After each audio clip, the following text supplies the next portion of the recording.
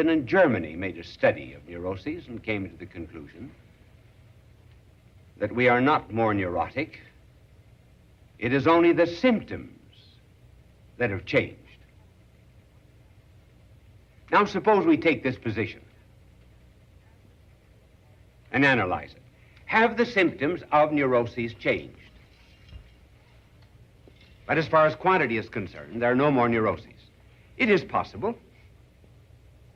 What was the great difference between the old neuroses, previous days, and our very modern ones? The difference was this, that in all the years I've been on television, for example, I've never found a neurotic angel. They're always normal.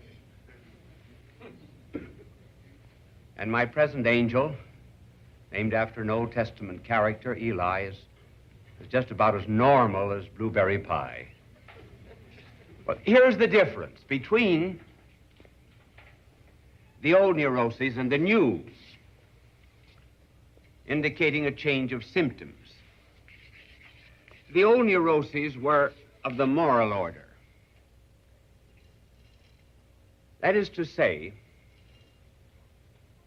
people became neurotic because they became disordered in their relationship either to God, to their neighbor, or to themselves.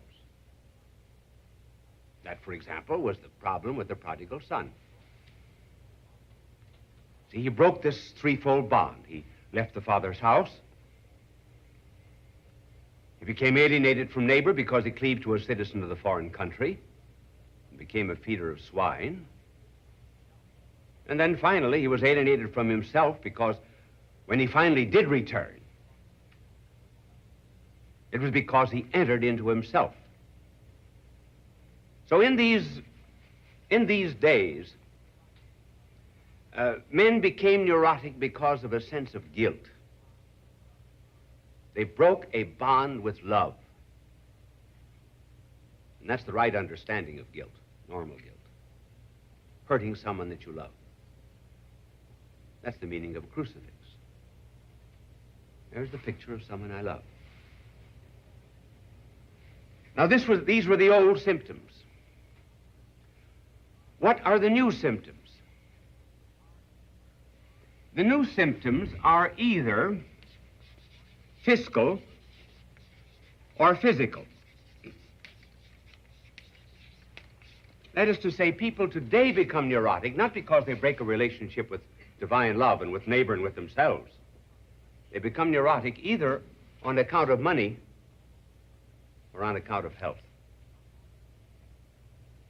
Think of how many people today have neuroses simply because they've lost money, they're afraid of losing it, or they're not able to keep up with the Joneses. The history of America could be written in terms of money, our recessions, our depressions, and our panics. Recession is where you tighten your belt. A depression is where you have no belt. And a panic is where you have no pants.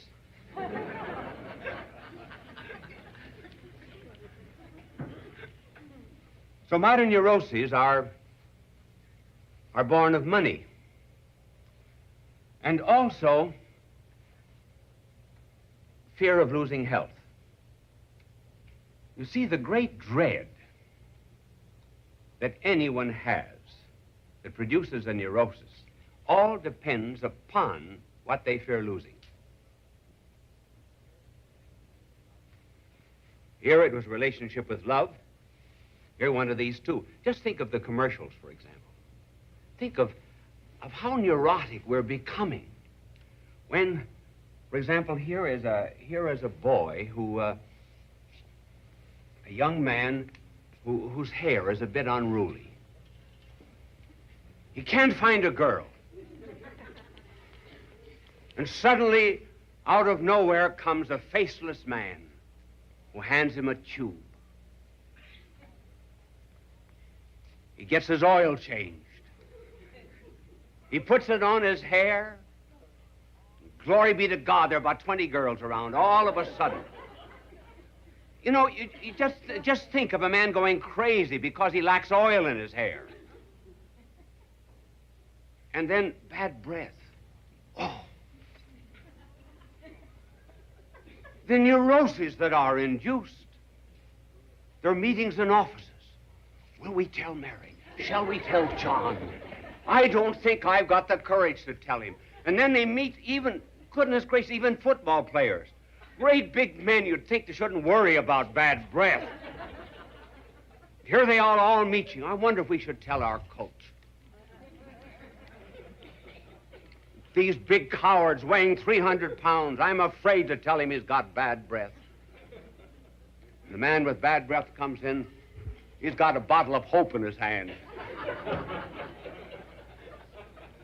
He's healthy, he's not neurotic. And then hands, oh. Poor wife who's lost the love of the husband. He touched her hand last night, it was scaly.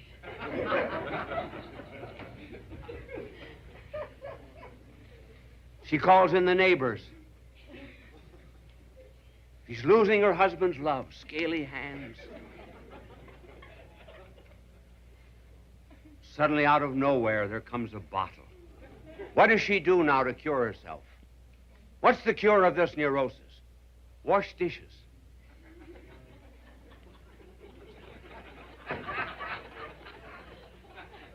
She puts a few drops of this magic fluid in the dishes, and lo and behold, her husband and the wife are reunited. Why do we have to have divorces in the United States when all we could do is get new soap? Well, that's the difference between the old and new neuroses. And so this is the answer to one question. Namely, are we more neurotic? Many say, no, we are not, only the symptoms have changed. Now, that could very well be. But let's take the other position, and you can decide for yourselves when we've given both arguments.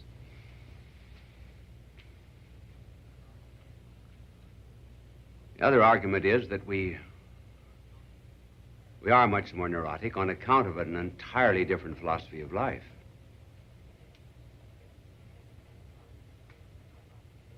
Now, this philosophy of life is not often expressed. It's just hidden in what you read and what many young people do. But I'm going to write out the two propositions of this philosophy of life. The first proposition is every experience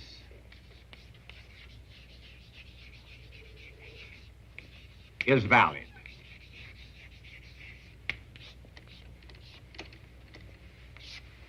That's the first proposition. Namely, anything that gives pleasure is right. You're never concerned about what anyone outside of that experience thinks. Society, moral order, parents. No. Experience or of pleasure is judged of and by itself. Hence, get all the kicks you can out of life. It's the kick that matters. Nothing else. Breaking school windows, all right, you get a kick out of it.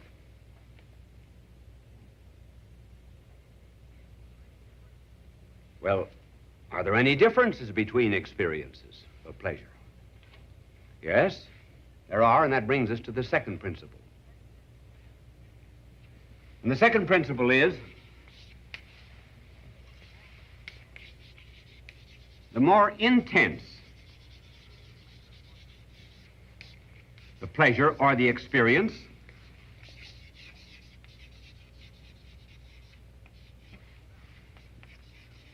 the more it is valid.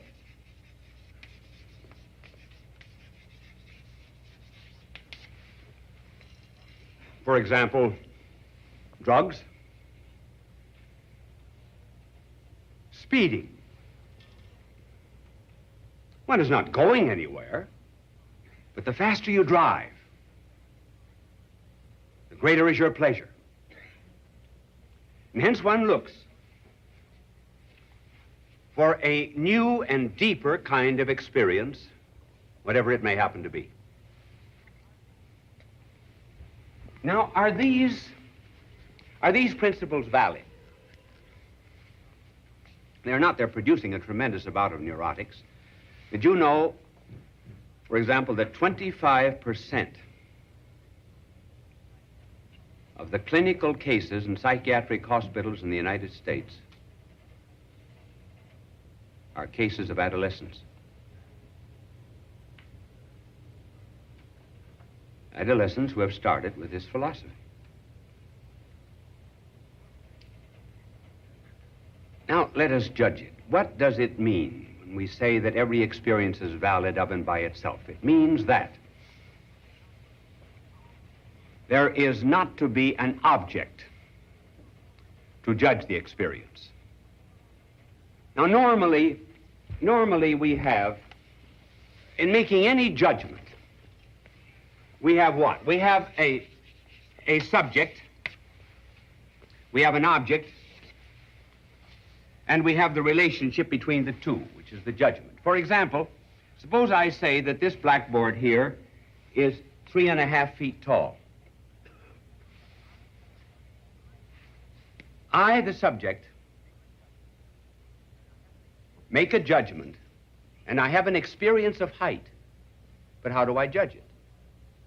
I judge it by an object. All of our experiences as rational beings are to be determined by objects. For example, now, I have a clock up there on top of the camera. The clock says I have 10 minutes yet to talk. Well, I can't simply say, well, I've got 15 minutes to talk and pay no attention to the clock. My experience of talking to you is judged by that object. Space is measured by it. This is one of the reasons this dropping of the object is, incidentally, the essence of decadence. Any civilization begins to decay when the subject alone is all important. The great I. Well, I decide it's right. I decide it's good. Therefore it is.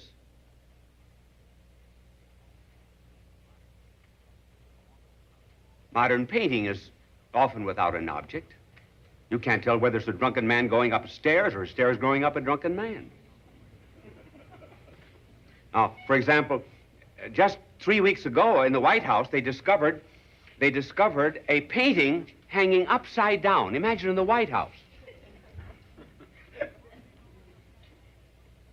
How did they know it was upside down? By the signature. But listen, that needn't be the telltale, because maybe the artist subjectively said, listen, I feel better painting this on my head. Look at the twisted ironworks that we have on Park Avenue. Some of our entrances to buildings. They tell absolutely nothing. This is a world of subjects. You can get out of it anything that you please. So our civilization decays when we drop standards, goals, objects, purposes, and destinies. And that's what we Americans have to watch. And is it always the intensity of the experience that makes it all the more valid? When, for example, this mother in one of our western states cut up her baby with broken bottles, was she justified in it? It was an intense experience. Was Madame Koch of Germany, who made lampshades out of the skin of the Jews that were thrown into furnaces? Was that right or was it wrong?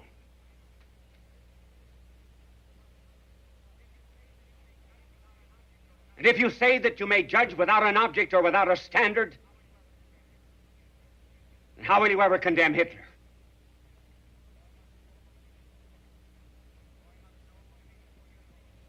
Boy mugs an old woman 84 years old. You got a kick out of it.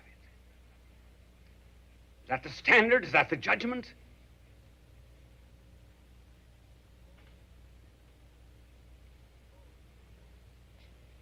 Suppose a waitress brings in a couple of eggs to these people who hold that experience alone is valid. One of the eggs is good, the other is bad. Why does he say that egg is bad? If he says the egg is bad, he's judging by the standard outside of himself, by the object. Why did he order eggs in the first place? And the waitress might say to him, if he was judging everything subjectively, well, if it tastes bad to you, hand it over to him because he's got a good taste. I remember once I went into a restaurant and I asked for some toast, a cup of coffee, an egg, and a few kind words. And the waiter brought me back toast, coffee, the egg, and the check. I said, haven't you got a few kind words? She said, don't eat the egg.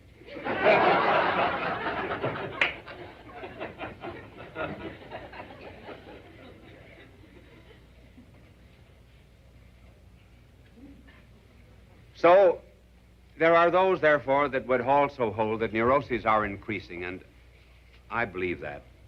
And I believe it on account of this false philosophy which is taking over our nation. That every experience of every individual is right without any relation to a goal or a purpose. If you want a real good philosophy along these lines, read Viktor, V-I-K-T-O-R, Viktor Frankl. F-R-A-N-K-L, a Jewish psychiatrist of the University of Vienna, was given us psychology called logotherapy, L-O-G-O, T-H-E-R-A-P-Y. Anything of his is worth reading. Man who went through concentration camps, suffered under the Nazis, suffered under the communists. And he came out of it all saying that he survived simply because he realized that life had a meaning. He told me not very long ago, when I had dinner with him,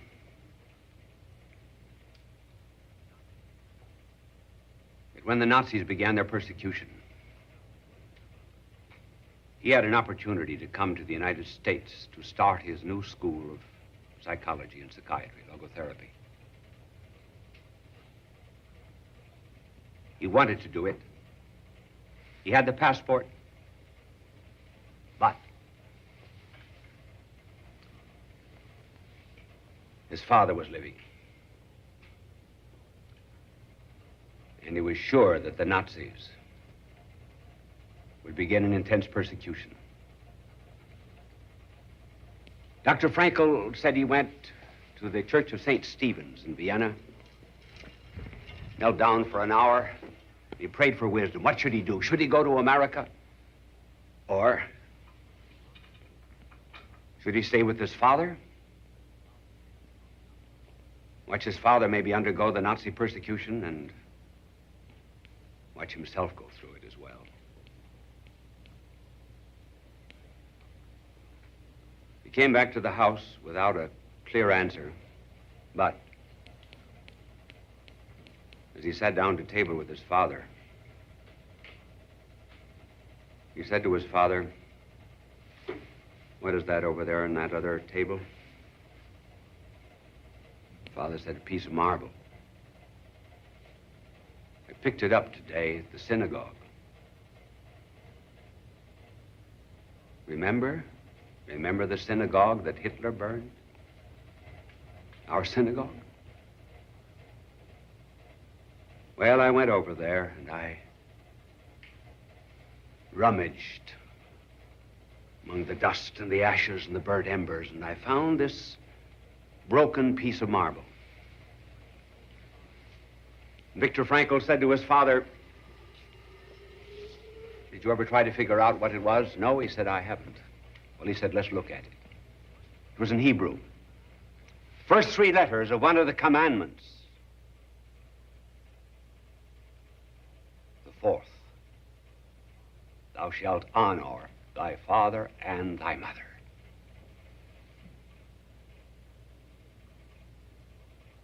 That was the answer Viktor Frankl wanted. And that night he had a dream.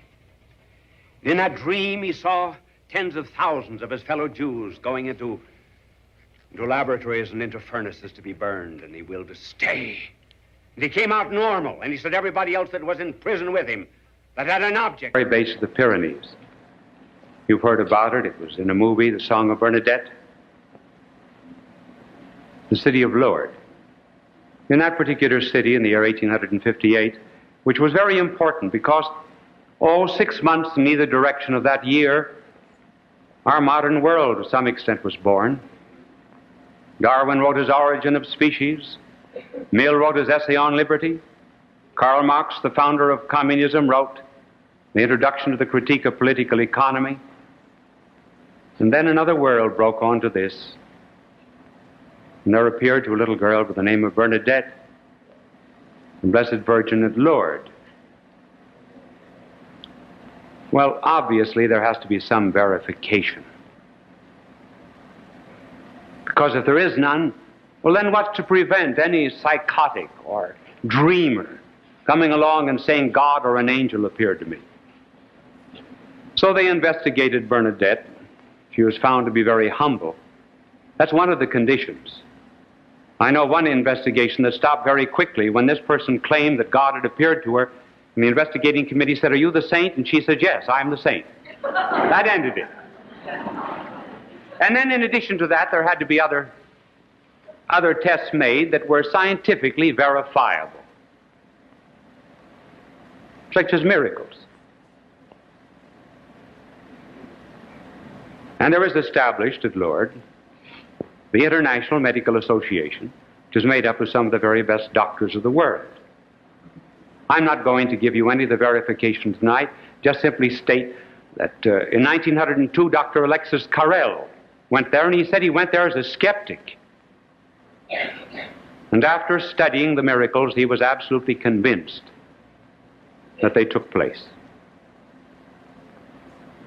And then with this further remark, we'll go into the stories about being broke. You see, if Christ is not the Son of God,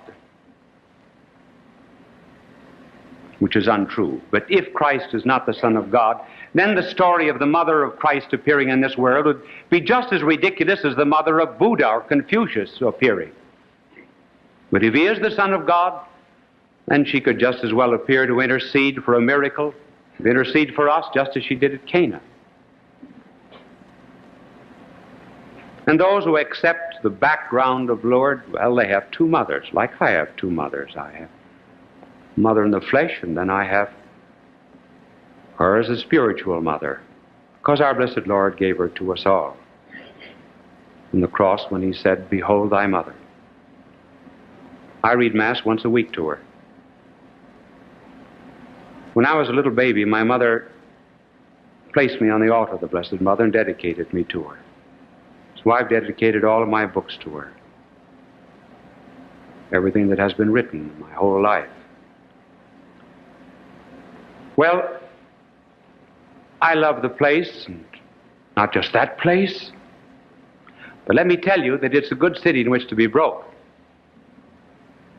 Now, you can be broke financially, you can be broke spiritually, you can be broke physically. Physically broken, you might be cared for by a miracle. I'm not going to discuss those. But financially broke, that will interest many of you.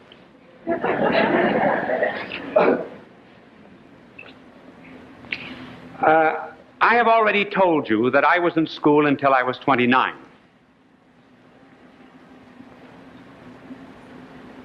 That's how dumb I was.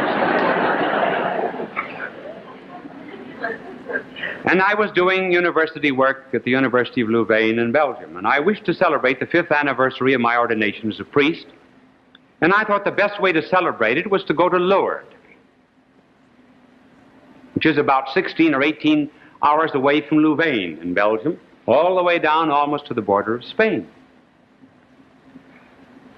Well, I had just enough money to go to Lourdes, but not enough to live on once I arrived. I asked my brother, who was studying medicine at the University of Louvain, if he had any money. And he was a typical university student, too. So I said, well, if I have faith enough to go down to Lourdes to celebrate the 5th anniversary of my ordination, it's up to the Blessed Mother to get me out. So I arrived in Lourdes broke. I then decided that if she was going to pay my hotel bill, she could just as well pay a big one as a little one.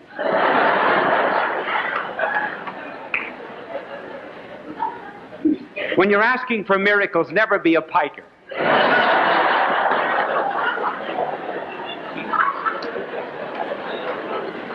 Well,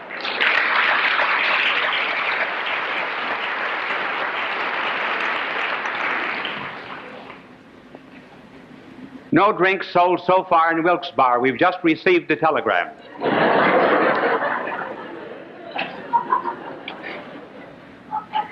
He was a lone drinker. They took in only a dime. You notice that? Well, the first-class hotel in Lourdes would be fourth class here in New York City. But at any rate, it was first class there. So I decided to make a novena of prayer, that is to say, 9 days.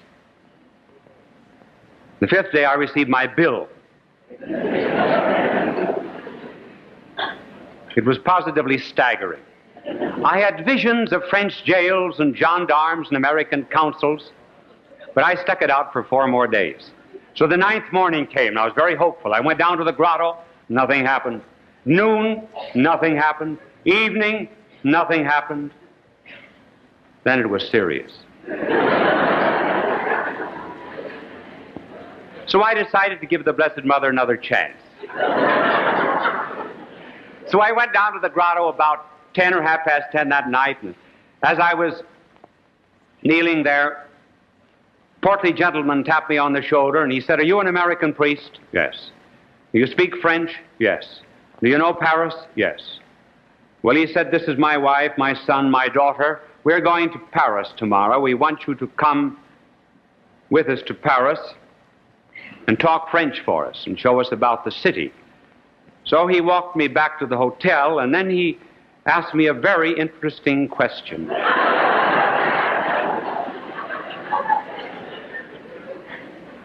He said, "Have you paid your hotel bill lately?"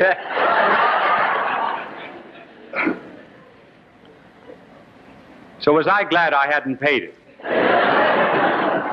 So I out-fumbled him for the bill. One of those not too rare moments in life when the grasp does not exceed the reach. So I went to Paris with him and stayed a week, and at the end of the week he said, do you mind taking my address at the bottom of a check? You can visit us when you return to New York. And I said, "Well, no, not particularly." So I arrived back in Louvain with much more than I started with. And that family and I went back to Lourdes 3 times together to thank Our Lady for introducing us one to another. Now, the moral is not to go to the Waldorf and run up a bill. But it works in Lourdes, and so I found it was a very good city in which to be broke. And not only to be broke physically, I mean financially, but also to be broke financially, and spiritually, rather. And this happened on another occasion. I've been to Lourdes 26 times. In this particular time, I wanted a spiritual favor. Would not have profited me in the least. And when I left, it was not forthcoming. So I was making my Thanksgiving after Mass. It was my last day. And I was talking to the Blessed Mother, and this is what I was saying to her. I said, "Now listen, I have come over 3,000 miles here to visit you, and I asked for a spiritual favor. Didn't mean anything to me, and you refused to grant it. Now you can keep it. I don't want it. I said, if you ask me for something, I do give you anything you wanted. Why don't you give something to me? I'm mad at you. Now I said, it's all right for me to be mad at you, but I don't want you to be mad at me. So I'm going to give you a chance to prove that you're not mad at me. So I said, I'm going down to the grotto, take a drink of the water, and then I'm going to leave the grounds. And before I leave the grounds, I want you to send me a little girl, age 12, dressed in white, who will hand me a white rose. And I shall take that as a sign that you're at least not mad at me. I knew she had 1,000 reasons to be mad at me, but I didn't want her to be. So I was about 75 feet from the gate. I didn't see anybody there. And I said, well, you better hurry. You haven't much time.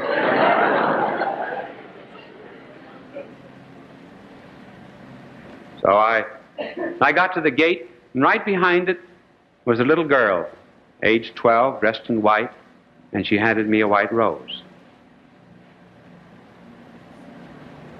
I suppose that's why I'm talking about her tonight. It reminded me of a line of Chesterton's, that her son climbed up her body as a tower of ivory and kissed upon her lips a mystic rose. And that's what she gave me. Then one other experience has to do with being spiritually broke, for I was broken in this instance. I had been there about 7 or 8 days. And the train left for Paris at 8 o'clock in the evening. And I went down to the grotto about 7, just to say a little farewell. And I ended up with this little prayer. I said, I want you to send me some trouble,